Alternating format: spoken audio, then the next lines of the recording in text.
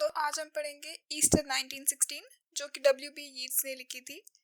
ये जो पोएम है ये तब लिखी गई थी जब आयरलैंड ने रिपब्लिक है वो क्लेम किया था ब्रिटिशर्स के अगेंस्ट। ये हुआ था 24 अप्रैल 1916 को। उसके बाद लगातार 5 दिन तक जो वहाँ के लोग थे वो 29 अप्रैल तक 5 दिन तक वो लोग वहाँ पे इकट्ठा रहे। उनका जो मेन सेंटर है वहाँ पे उन्होंने ब्रिटिशर्स से झगड़ा किया और उन लोगों को बहुत जो ब्रिटिशर्स थे उन्होंने सबको इकट्ठा किया। उनके ट्रायल्स हुए, कुछ लोगों को एग्जीक्यूट कर दिया गया यानी वहीं पे मार दिया गया, वहीं कुछ लोगों को जो है जिंदगी भर जेल की सजा हुई। और ये जो पूरा इंसिडेंट था इससे जो W.B. यीट्स है वो बहुत ज़्यादा अफेक्ट हुए थे क्योंकि उनके जानने पहचानने वाले बहुत सारे लोग जो थे ये इस पूरे मैसेकर में या जो इस पूरा रिवॉल्यूशन जो हुआ था इसमें बहुत इन्वॉल्व थे। उनके जाने पहचाने प्यार करने वाले लोग, तो उन्होंने उनको डेडिकेट करते हुए ये पोएम लिखी है। ऑल्सो ये जो पोएम है इसको शुरू करने से पहले मैं बता दूं कि ये एक ट्रांजिशनल पोएम है क्योंकि शुरू जहाँ होती है, पोएम की शुरुआत जहाँ होती है वहाँ पे होता है कि जो पोएट है वो इन लोगों को बहुत ही ऑर्डिनरी लोगों के तौर पे बता रहा है कि ये ऐसे लोग हैं कि मैं सिर्फ नॉर्मल इनसे हाय हेलो करता हूँ या मैं इनसे बात भी करता हूँ तो मैं मन में सोच रहा था कि मैं इनका मजाक कैसे उड़ाऊंगा। लेकिन बाय द एंड जब वो पोएम खत्म करते हैं उनका ये जो पर्सपेक्टिव है ये पूरी तरह चेंज हो चुका है। अब वो एंड में कहते हैं कि ये जो लोग हैं इन्होंने हिस्ट्री को बदल दिया है, ये जो लोग हैं ये हमेशा के लिए अमर हो गए हैं। तो ये एक ट्रांजिशनल पोएम है। तो हम पोएम पढ़ना शुरू करते हैं। I have met them at close of a day. मैं उनसे दिन के अंत में मिलता था। Coming with vivid faces from counters और desk among grey 18th century houses. उनके जो चेहरे हैं वो विविड, अलग अलग चेहरे हैं, वो अलग अलग जगहों से आ रहे हैं। वो कहीं काउंटर से आ रहे हैं तो कोई अपनी डेस्क से आ रहा है। Among grey 18th century houses यानी आयरलैंड में जो 18th century के पुराने ग्रे कलर के जो फेडेड से हाउस है, घर है, वहां से ये लोग आ रहे हैं। I have passed with nod of the head or polite meaningless words.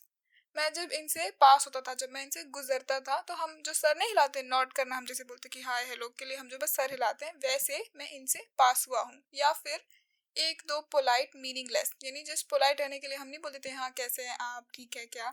तो इनका इन शब्दों का कोई मतलब नहीं है, ये मीनिंगलेस है, लेकिन just because you want to be polite आप ये वर्ड्स बोलते हो। Or have lingered a while and said polite meaningless words. या फिर कभी कभी 2 मिनट और रुके, लिंगर यानी वहीं रुकना, थोड़ी देर रुक के मैं इनसे और 2-3 पोलाइट मीनिंगलेस वर्ड्स ऐसे ही बात कर लेता था।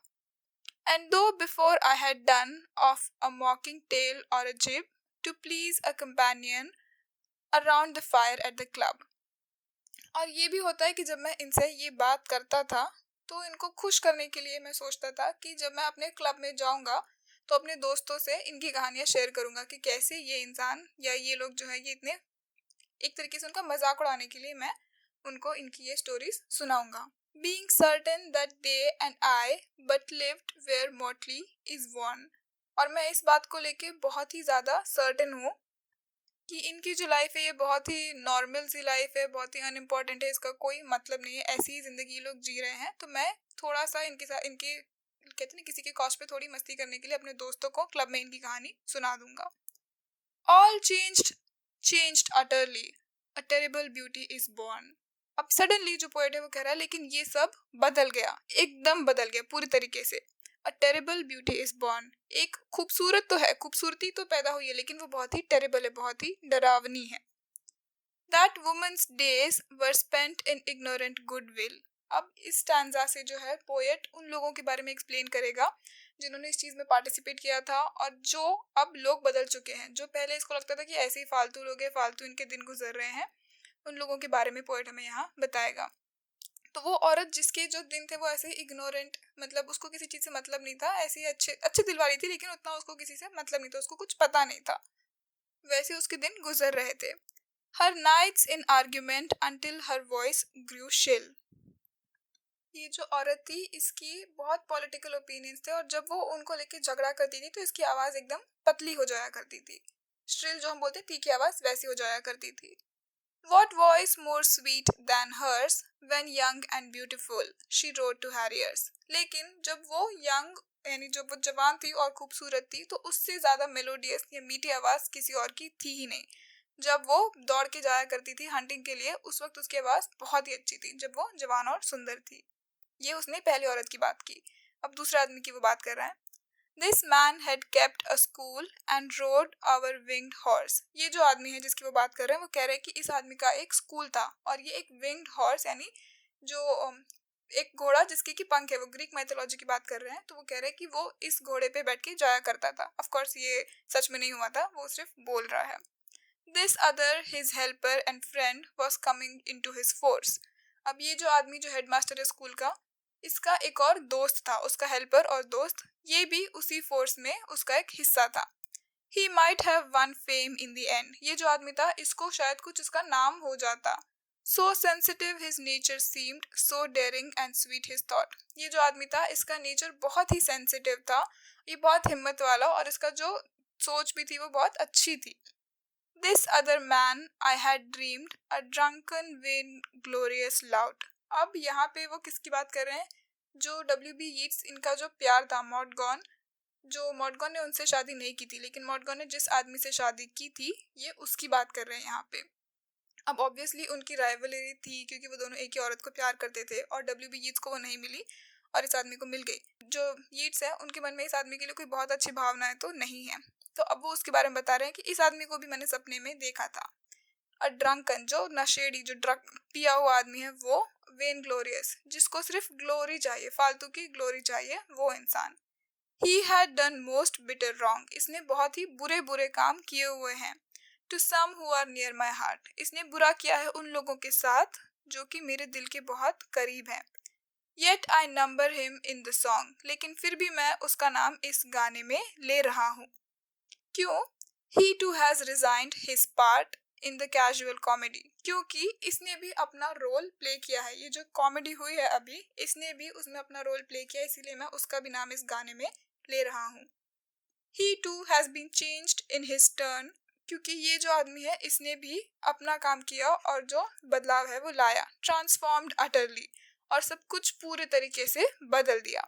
A terrible beauty is born, और एक बहुत ही खूबसूरत लेकिन डरावनी सी जो ब्यूटी है वो एक चीज ऐसी पैदा हो गई है। नेक्स्ट स्टैंजा पे आते हैं।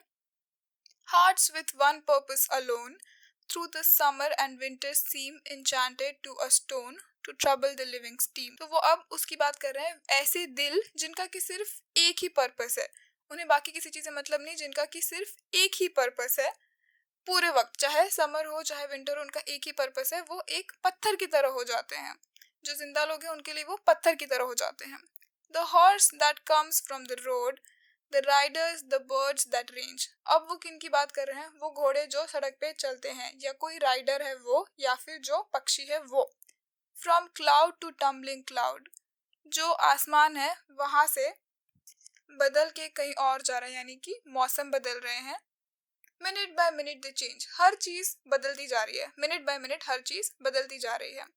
A shadow of cloud of the stream changes minute by minute, जो आसमान है उसकी भी परछाई मिनट बाय मिनट बदलती जा रही है। A horse roof slides on the brim and horse splashes with in it, जो घोड़ा है उसका भी जो हूफ है वो पानी से फिसलता जा रहा है, और इन सब के भी मेजर कॉन्सिक्वेंसेस है, हर चीज का कुछ ना कुछ रिजल्ट होता है। इन सब छोटी छोटी चीजों के भी कॉन्सिक्वेंसेस है, यानी जो छोटी छोटी चीजें हो रही है, मौसम बदल रहे हैं, पक्षी जा रहे हैं, घोड़े चल रहे हैं, इन सब चीजों से भी फर्क पड़ता है, जो हमें इतनी माइनर लगती है इन सब चीजों से भी फर्क पड़ता है। The long leg moor hens dive and hens to moor cocks call. अब जो नॉर्मल चीजें होती हैं, जैसे कि पक्षी जो हैं वो बुलाते हैं, जो हैन है, जो मुर्गी है वो मुर्गे को बुलाती है, वो भी अपने सर्वाइवल के लिए मिनट बाय मिनट उनमें भी चेंजेस आते जा रहे हैं। Minute by minute they live, the stones in the mist of all. तो हर जो चीज है वो एक एक मिनट से जी रही है, लेकिन जो स्टोन है, जो पत्थर है, वो इन सब के बीच में ही रुके हुए हैं। पत्थर क्यों? क्योंकि इसी स्टैंजा की शुरुआत में उन्होंने कहा था कि जो लोग सिर्फ एक ही पर्पस से जीते हैं वो पत्थर की तरह हो जाते हैं, तो वो उनका कंपैरिजन कर रहे हैं। Too long a sacrifice can make a stone of the heart. अब जो स्पीकर है वो कह रहे हैं कि जो लोग बहुत ज्यादा सैक्रिफाइस करते हैं, बहुत ज्यादा वक्त के लिए, उनका जो दिल है वो ऑर्डिनरी ह्यूमन फीलिंग्स, जो हम जो चीजें फील करते हैं उसको फील करना बंद कर देता है। ओ व्हेन मे इट सफाइस, लेकिन क्या ये इनफ है? जो इतना सैक्रिफाइस सब कुछ किया है अभी तक हम लोगों ने, मेरे प्यार करने वाले लोगों ने इतना सैक्रिफाइस किया है, क्या वो इनफ है? दैट इज हेवंस पार्ट, फिर जो पोएट है, अभी उन्होंने सवाल पूछा था कि हमने इतना सब कुछ जो किया क्या वो इनफ है। अब वो खुद ही जवाब दे रहे हैं कि छोड़ो, ये तो हेवन यानी भगवान के ऊपर है, हमारे पे नहीं है, हम पे नहीं है। Our part to murmur name upon name, हमारा काम बस इतना है कि जो नाम है हम वो नाम लेते जाएं। कैसे लेते जाएं? As a mother names her child when sleep at last has come on the limbs that had run wild, what is it but nightfall? अब वो कह रहे हैं कि नाम कैसे ले जाए, जैसे कि एक माँ अपने बच्चे का नाम लेती है जब उसको नींद आ रही होती है, क्योंकि वो दिन भर घूम रहा था। On limbs that had run wild, वो दिन भर यहाँ से वहाँ घूम रहा है, मस्ती कर रहा है, दौड़ रहा है। उसको फाइनली जब नींद आती है तो माँ उसे कैसे नाम लेती है, वैसे ही हमें भी उनका नाम लेना चाहिए। What is it but nightfall. अब जो पोएट है यहाँ पे वो डेथ को कंपेयर कर रहा है नाइटफॉल से। वो कह रहा है कि हो सकता है कि ये लोग जो है ये मरे ही नहीं है, ये सिर्फ सो रहे हैं, रात हो गई है। No no, not night but death. But तभी पोएट को रियलाइज होता है कि नहीं, ये रात नहीं है, ये लोग की सच में इन लोगों की मौत हो चुकी है, ये लोग अब वापस नहीं आएंगे। Was it needless death after all. अब वो वापस सवाल कर रहे हैं कि क्या ये सारी मौत, इतने लोगों की जो मौत हो गई, क्या ये जरूरी थी? फॉर इंग्लैंड में keep faith for all that is done and said, क्योंकि हो सकता है कि जो इंग्लैंड है वो अभी भी वही करे जो उसको करना है, जो भी उसकी मर्जी में वो वही करेगा। We know their dream enough to know they dreamed and are dead. लेकिन हम ये जानते हैं कि इन लोगों के जो सपने थे वो सपने हम जानते हैं, और हम ये भी जानते हैं कि अब वो मर चुके हैं। And what if excess of love bewildered them till they died? लेकिन ये भी तो हो सकता है कि वो जो उनका सपना है, जो उनका प्यार है, वो इतना ज्यादा हो कि वो सही गलत के बीच में फैसला करना ही भूल जाएं। उनका बस एक ही तरफ, कभी कभी हमारा ध्यान होता है कि बस यही करना है करना है करना है, कि हम भूल ही जाते हैं कि सही क्या है और गलत क्या है। I write it out in a verse, मैं इन सब चीज़ों को वर्स में लिख रहा हूँ, यानी मैं पोएम लिख रहा हूँ। अब वो इन 4 लोगों के नाम लेगा, MacDonagh and MacBride and Connolly and Pearse. इन चारों के उन्होंने नाम लिए जो कि पोएट में जिनका उन्होंने रेफरेंस दिया था। Now and in time to be wherever green is worn are change utterly. अब वो कह रहा है कि आज से, इस समय से, जब भी ग्रीन कलर पहना जाएगा, उस ग्रीन का मतलब पूरे तरीके से बदल चुका होगा। अब ग्रीन जो है वो उनका नेशनल कलर था, और उस वक्त जो उनका झंडा था आयरलैंड का वो भी ग्रीन कलर का ही था। प्लस जो ग्रीन कलर है वो चेंज को भी दर्शाता है कि अब इनकी लाइफ में चेंज आने वाला है, क्योंकि अब उनकी कंट्री उनकी हो चुकी है। वो कह रहा है कि आज के बाद से जो भी ग्रीन कभी पहना जाएगा तो उसका मतलब पूरी तरीके से बदल चुका होगा। अब ये जो रिबेल्स, जो क्रांतिकारी हैं, इन लोगों को ऑनर किया जाएगा, इनकी रिस्पेक्ट की जाएगी, और इनकी जो आइडेंटिटी है, ये जो लोग जिनको हम बस ऐसे ही नॉर्मल मंडेन लोग समझ के कि हाँ जा रहे हैं आ रहे हैं ऑफिस जा रहे हैं, ये अब पूरी तरीके से बदल चुके हैं, इनकी आइडेंटिटी बदल चुकी है। अब जब भी इनका नाम लिया जाएगा बहुत ही इज्जत से इनका नाम लिया जाएगा, क्योंकि ये अपने देश के लिए मर गए हैं। A terrible beauty is born, क्योंकि इन्होंने जो करके दिखाया है वो बहुत ही बड़ी चीज़ है, उससे बहुत ही ज़्यादा बदलाव आएगा। इसी के साथ ये पोएम खत्म होती है। अगर आपको मेरा वीडियो अच्छा लगा हो तो लाइक कीजिए, अच्छा नहीं लगा हो तो डिसलाइक कीजिए। प्लीज़ मेरे चैनल को सब्सक्राइब करना ना भूलें।